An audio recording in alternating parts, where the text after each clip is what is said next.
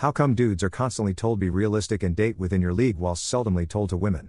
Usually because men are the pursuers, so people tell men to quit aiming so high and quat. Women generally don't have the same problem because they won't be pursued generally by people out of their league and quat.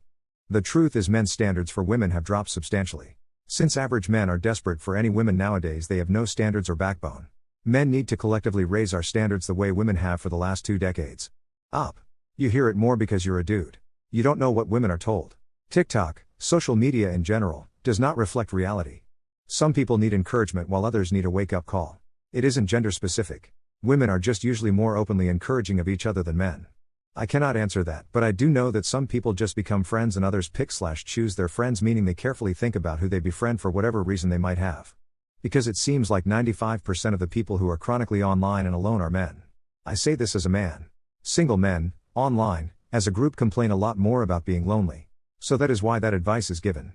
We say that to people who constantly complain about being single, since there really is nothing else to say or respond to those types of forever alone posts. Also, there are just more men online on these platforms where that advice is typically given. Social media and what you see here isn't reality.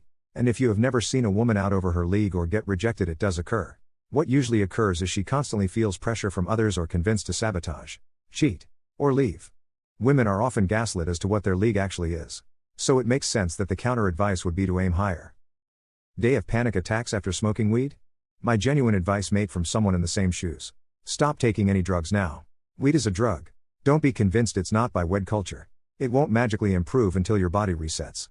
The MDMA sounds like it was a catalyst, but weed is not a relaxant at all.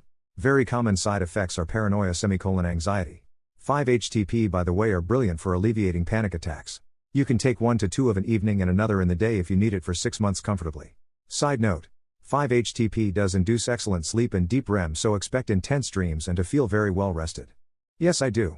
I used to smoke a lot but was fine, then I developed a trauma disorder and can no longer safely consume THC.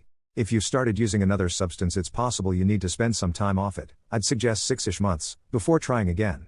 I have known a few people that had a few bad trips after using more than one substance, not necessarily at the same time, and having really nasty experiences, and now they don't do anything. I get this. The sad part is I like just enough weed. So I still do it. Just in edible form so I can measure out a very specific dose. I only take the smallest bit. Like 1/4 of what the bag specifies as a full dose. If I smoke it, I am screwed because it hits you all at once. And hard. Sometimes I slip up and take too much. And I feel like the friggin' world is coming to an end at any moment. I have come to be able to deal with it when it happens by just thinking, this won't last forever. Still panicking while it's happening though. What screams I'm insecure? If you use Reddit because it's not like other social media and thinking you haven't been sucked into the voids. Edit. Also, if you can't stand when people who are inferior to you do better than you. People who tear other people down as a joke but then get mad when they get it handed back to them. Clearly they either aren't joking or are too sensitive to be dishing out shit. Being overly defensive. Like when someone receives the smallest crumb of criticism. And they make a big song and dance out of it. That. And also seeing a group of people laughing in public and immediately assuming they're laughing at you. Cheaters. Doesn't matter how much reassurance or love you give. If someone is insecure and someone approaches them, they'll do it simply to show that they still got it or something like that.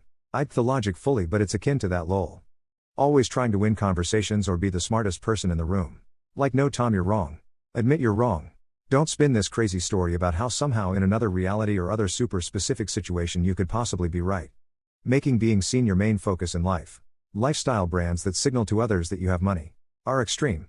Or some other garbage. Monster. Salt life. Truck nuts. Etc. Live your life for yourself. Stop worrying about what others think about you. The emptiest can rattle's loudest. The other day I saw someone complain about how a group of people were complaining and annoying. When people pointed out that they should probably just stop engaging with them if it was such a hassle. They repeatedly pointed out how happy they were and everyone else was the problem. Now I can't say for sure they weren't really happy. But it sure as hell came off as insecure. Have you ever pretended to be stupid or not as smart as you are? Why? I've worked shitty jobs with stupid people while putting myself through college. I would actually get treated badly by my coworkers if I mentioned that I couldn't hang after work because I had homework to do or if I got time off to study for exams. A lot of the people I worked with were either single moms from government housing projects with deadbeat absent baby daddies. Or just girls who used their looks to get by and didn't care about the future / were looking to be sugar babies. So the fact that I had goals and ambition plus freedom because I wasn't saddled down with unplanned kids made them bitter. So I had to dumb myself down just to get through a shift. We have mandatory army service in my country. It's either 6 months for regular privates or 12 months if you want a higher rank.